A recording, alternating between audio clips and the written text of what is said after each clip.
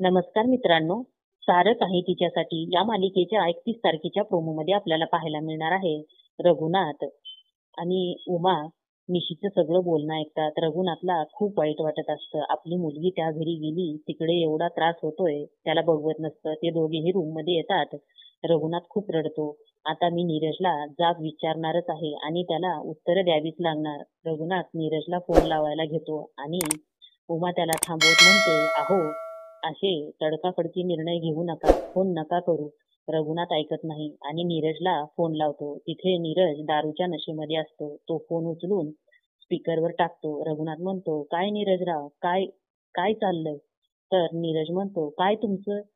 नीरज म्हणतो. तर रघुनाथची उद्धटपणे बोलल्यामुळे रघुनाथला सहन होत नाही. रघुनाथ म्हणतो, "तुमच्यासारख्या शहरात राहणाऱ्या लोकांचं जे मत होतं ना माझ्या मनात, ते अगदी बरोबर होतं."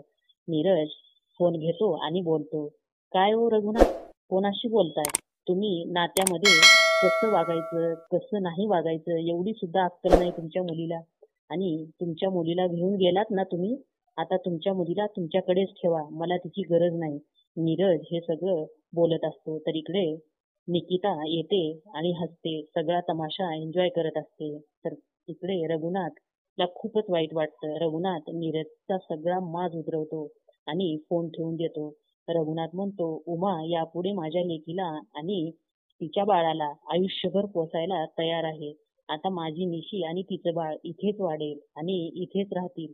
त्यांना मी त्या शहरात आणि त्या माणसाकडे कधीच पाठवणार नाही." उमाला खूप मोठा धक्काच बसतो. उमाला वाटतं निशीने सासरी जावं, तिचा संसार सुखाचा करावा. तिला हे खूप वाटत असतं. तिला पटत नसतं. पण तिचा नाईलाज असतो. रघुनाथांनी निर्णय घेतल्यामुळे ती काहीच बोलू शकत नाही. असेच अपडेट बघण्यासाठी आमच्या चॅनलला सबस्क्राईब करा. धन्यवाद.